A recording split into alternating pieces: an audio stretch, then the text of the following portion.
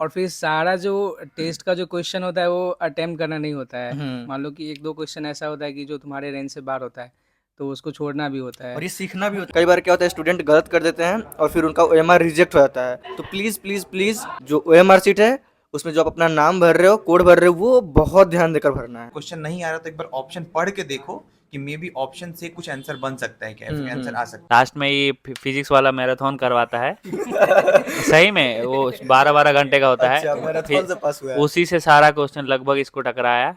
इससे पहले मैंने मॉक टेस्ट का एक वीडियो बनाया था कि एक नीट एस्पिरेंट्स का, या यूं को तो जिन्होंने नीट निकाल लिया जैसे कि मेडिकोज का, उनके मॉक टेस्ट में क्या मार्क्स आते थे और फिर उसके बेसिस पे उनका नीट में क्या मार्क्स आया, मतलब एक्चुअल मार्क्स। तो आज वीडियो ये है कि जैसे आप मॉक टेस्ट देते हो तो मॉक टेस्ट देना ही इनफ नहीं है। मॉक टेस्ट देते वक्त किन पॉइंट्स को ध्यान में रखोगे जिससे आपके मार्क्स में इंप्रूवमेंट आएगा। कोई बच्चा मतलब टॉपर है तो वो किन बातों को ध्यान में रखता है जिससे उसके मार्क्स मॉक टेस्ट में अच्छे आते हैं। या फिर नीट के समय एक बंदा नीट एग्जाम निकाल ले रहा है बट जो दूसरा बंदा है वो नीट एग्जाम नहीं निकाल पाता है, उसके पीछे का क्या रीजन है कि वो नीट एग्जाम नहीं निकाल पा रहा है। ये है हमारा बैचमेट अमन पासवान। तो अमन, अभी जो मैंने क्वेश्चन पूछा है तो उसके बारे में तुम्हें बताना है, ताकि जो भी नीट एस्पिरेंट्स देख रहे हैं जिन्हें नीट एग्जाम देना है उन्हें कुछ गाइडेंस मिल सके, उन्हें मोटिवेशन मिल सके। एक्चुअल में क्या है ना कि जितने भी मॉक टेस्ट होते हैं उसमें ज़्यादातर क्वेश्चन जो होते हैं रिपीटेड क्वेश्चन होते हैं, या तो पीवाईक्यू से लिए जाते हैं। तो आप सबसे पहले ये ध्यान रखिए कि वो जो क्वेश्चन जो रिपीट हो रहे हैं या तो पीवाईक्यू से, उसमें आपकी कोई गलती नहीं होनी चाहिए। अगर वहाँ पे आप गलती कर रहे हैं तो मॉक टेस्ट में ही आप मतलब बहुत बड़ा गलती कर दे रहे हैं और मेन एग्जाम के बात ही छोड़ दीजिए। कुछ ऐसे 10% या 15% क्वेश्चन रहते हैं जो हमेशा यूनिक तरीके से तैयार किए जाते हैं, वो हमेशा मार्क करके रखिए हर एक मॉक टेस्ट का पेपर से कि कौन ऐसा क्वेश्चन है जो आपको यूनिक लग रहा हो, या तो आप मॉक टेस्ट देते टाइम आप उसको समझ नहीं पाए या तो हाँ, तो बना उसको नहीं आप पाए। अलग से सेपरेट भी कर सकते हैं कि इसे हम लीव कर सकते हैं। हाँ, लीव करके, या तो फिर बन रहा है तो दिमाग लगाइए, या तो फिर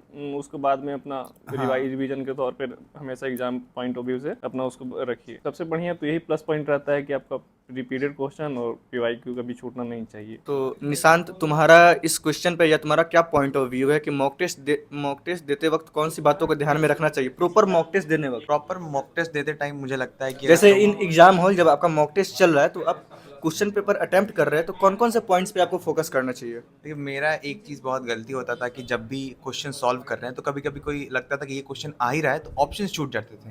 तो जब भी तुमको इजी क्वेश्चन आए, टफ क्वेश्चन आए, ऑप्शन सारे पढ़ो और क्वेश्चंस कंप्लीटली पढ़ो। बहुत बार होता है कुछ वर्ड्स छूट जाते हैं क्वेश्चंस पढ़ने में ही, तो उन चीज़ों का ध्यान रखो कि सारे क्वेश्चन जब पढ़ रहे हो तुम तो कोई वर्ड मिस ना हो, और क्वेश्चन इजी टफ कुछ भी हो, ऑप्शन पूरा पढ़ो। क्वेश्चन पढ़ने वक्त आप जितना ज्यादा फोकस हो सकते हैं, जितना ज्यादा की पॉइंट्स को ध्यान में रख सकते हो। ऑब्वियसली ये चीज़ बहुत इंपॉर्टेंट है। क्वेश्चन जितने अच्छे से समझोगे उतना जल्दी और उतना स्विफ्टली तुम उसका आंसर कर या, पाओगे। और और सेकंड चीज़ ये है कि जब क्वेश्चन सॉल्व कर रहे हो अगर लग रहा है क्वेश्चन नहीं आ रहा है तो बहुत बार ऐसा होता है कि ऑप्शन एलिमिनेशन से भी उसका आंसर निकल जाता है। तो ट्राई किया करो कि अच्छा ये अगर क्वेश्चन नहीं आ रहा तो एक बार ऑप्शन पढ़ के देखो कि मे बी ऑप्शन से कुछ आंसर बन सकता है क्या, फिर आंसर आ सकता है क्या इसका। सही बात है, ये भी बात सही है। तो आकाश बताओ एक दो पॉइंट जो ध्यान में रखना चाहिए। तो मतलब नीट पेपर में तुम्हारा 3 सब्जेक्ट है, तीनों सब्जेक्ट तुम्हारा इक्वल टाइम डिजर्व नहीं करता है। तुम मतलब बायो तुम्हारा 50% मार्क्स कंस्टिट्यूट करता है, तो तुम बायो में मतलब अपना अच्छा खासा टाइम दे सकते हो, जिसमें मिनिमम 40 मिनट्स तुमको देना ही चाहिए, और वो अप टू 1 आवर भी जा सकता है depending on paper the tough है। Difficulty of the paper. हाँ, बाकी तुम अराउंड 60-70 मिनट्स केमिस्ट्री में भी जाएगा, 1 आवर 30 मिनट्स के अराउंड तुम्हारा फिजिक्स में तो लगेगा ही। और ये भी है कि पेपर में सारे क्वेश्चंस वन गो में हो जाए ये ज़रूरी नहीं है। कुछ क्वेश्चंस होते हैं जो कि तुम्हारा टाइम वेस्ट करने के होते हैं।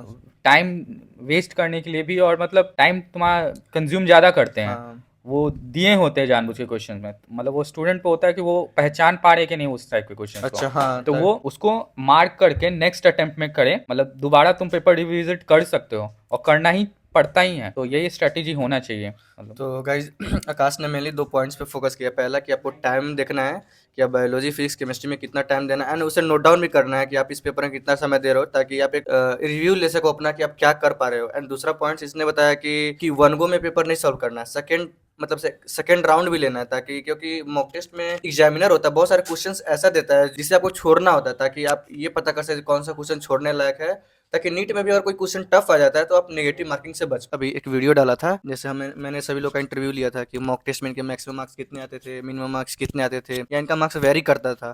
तो इन लोगों ने मॉक टेस्ट में कैसे इंप्रूवमेंट करा। जैसे अभी मॉक टेस्ट चल रहा है तो विद इन पेपर, जैसे पेपर दे रहे हैं तो वहाँ पे वो लोग क्या क्या ध्यान रखते थे, जैसे कि सिली मिस्टेक्स नहीं करना है, क्वेश्चन को अंडरलाइन करना है, सारे ऑप्शंस पढ़ने हैं, मतलब जैसे सभी लोग कुछ ना कुछ अलग तो करते ही हैं। तो इसीलिए आज इन लोग से पूछते थे तुम लोग क्या स्पेशल करते थे। स्पेशल तो घूम फिर के वही हो जाता है कि सिली मिस्टेक कम करना है हर साल, मतलब पेपर देने पे पता चल जाएगा तुमको कुछ कि सिली मिस्टेक की वजह से ही कुछ ना कुछ होता है। मेरे साथ भी एक बार यही हुआ था कि एरिया ऑफ स्क्वायर पूछा गया था, हम सरकमफेरेंस दे के आंसर दे दिए, ऑप्शन में भी था, ठीक हो गया। यही था कि पूरा क्वेश्चन पर हो, पूरा ऑप्शन जब तक तुमको सारा ऑप्शन जब देख लो सब बताया, यही बताया, कॉमन ही यही है, इसीलिए मिस्टेक दूर करो, अपने आप हो जाएगा। जो अभी मॉक टेस्ट का पेपर, हर पेपर को नीट की तरह ही लो, नीट का मेन पेपर की तरह, उससे तुम्हारा एक्यूरेसी सुधरेगा, एक्यूरेसी सुधरेगा तो नंबर अपने आप आएगा। जरूरी नहीं है कि तुम मॉक टेस्ट अच्छे से दे रहा तभी तुम्हारा सिलेक्शन है, ऐसा नहीं होता है। आयु से मेरे पीछे ये पूरे नीट के 2 साल के दौरान मात्र 3 मॉक टेस्ट दिया, फिर भी इसका नंबर 646 था। बताओ क्या क्या था? अरे मेरा सिलेबस ही खत्म हुआ था एग्जाम के 3 महीना पहले जाके, तो उस टाइम तक हम कोई मॉक टेस्ट नहीं दिए। लास्ट के 3 महीना में हम बस कोशिश किए कि मेरा सिलेबस कितने बार कवर हो, 3-4 बार रिवीजन किए। टेस्ट पे हम उतना ध्यान नहीं दिए, मतलब पहले 11th-12th में तो नहीं दिए, एक ड्रॉप लगा हमको, तो उसमें भी हम पहला 3-4 महीना उतना अच्छे से पढ़े नहीं। लास्ट में जब हम सिलेबस खत्म किए 3 महीना पहले, तो मेरा मेन फोकस था कि हमको इसको रिवाइज करना है मैक्सिमम बार एनसीईआरटी से या फिर लेक्चर से। तो हम रिवाइज किए 3-4 बार, टेस्ट 1-2 दिए एग्जाम के 2 हफ्ता पहले, तो नंबर ठीक ठाक आया और बस सीधा नीट दिए जाके, तो किस्मत भी था। अरे देखिए, एक्सेप्शन 1-2 ही होता है, तो आयुष एक एक्सेप्शन है। नहीं तो आप लोग ये मत सोचिए कि आप भी नहीं दीजिएगा मॉक तो आपका कुछ होगा। एम्स का कैंडिडेट था, शुरू में भटक गया था गेम के कारण, इसके वजह से ही लास्ट में ये फिजिक्स वाला मैराथन करवाता है सही में, वो 12-12 घंटे का होता अच्छा, है, मैराथन से पास हुआ है। उसी से सारा क्वेश्चन लगभग इसको टकराया।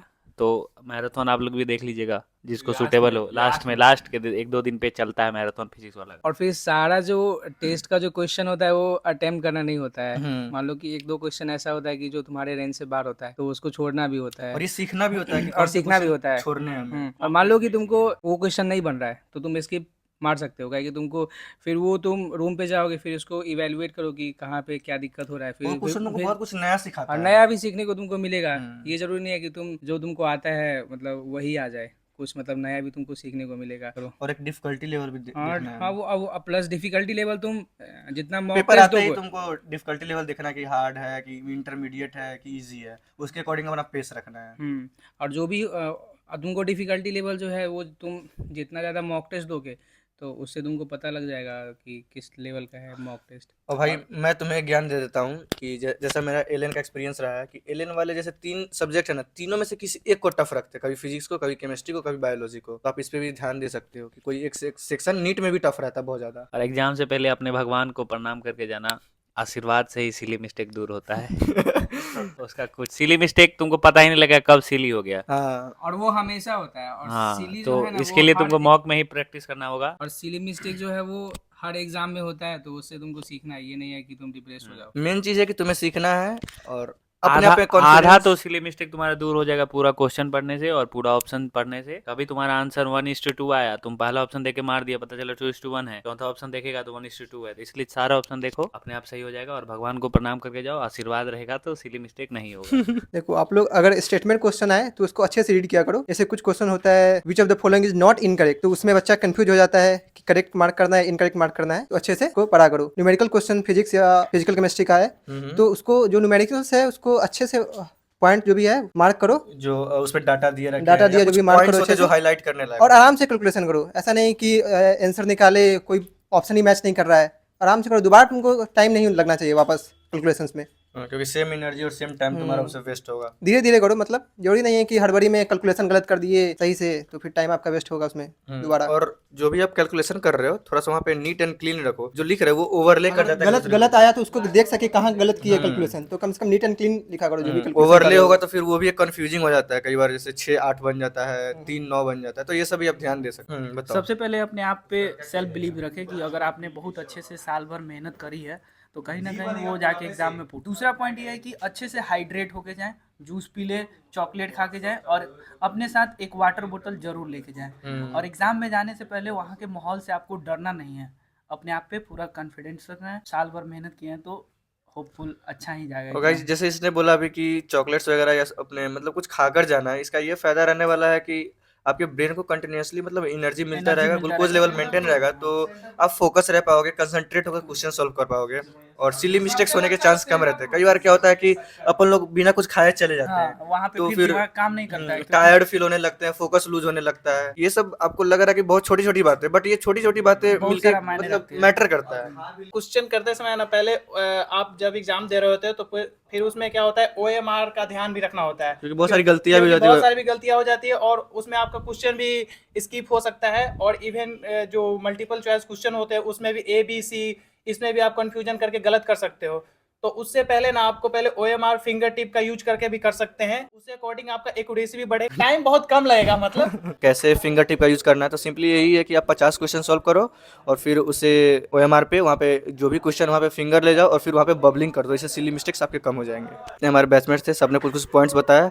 अब मैं आपको एक पॉइंट्स बता देता हूँ। जैसे OMR शीट पे क्या होता है, वहाँ पे नेम, कोड, ये सब लिखना होता है। तो वो बहुत बहुत ज़्यादा इंपॉर्टेंट है कि आप जो नाम लिख रहे हो वहाँ पे और जो कोड लिख रहे हैं उसे बहुत ज़्यादा ध्यान देकर लिखें। कई बार क्या होता है, स्टूडेंट गलत कर देते हैं और फिर उनका OMR रिजेक्ट हो जाता है। यहाँ पे थोड़ा सा समय देकर या फोकस होकर काम नहीं करोगे तो इतना क्वेश्चन पेपर सॉल्व करने का कोई फायदा नहीं है। तो please please please question paper और जो भी चीज है, जो भी सिली मिस्टेक्स है, वो बात की बात है। जो OMR शीट है उसमें जो आप अपना नाम भर रहे हो, कोड भर रहे हो, वो बहुत ध्यान देकर भर।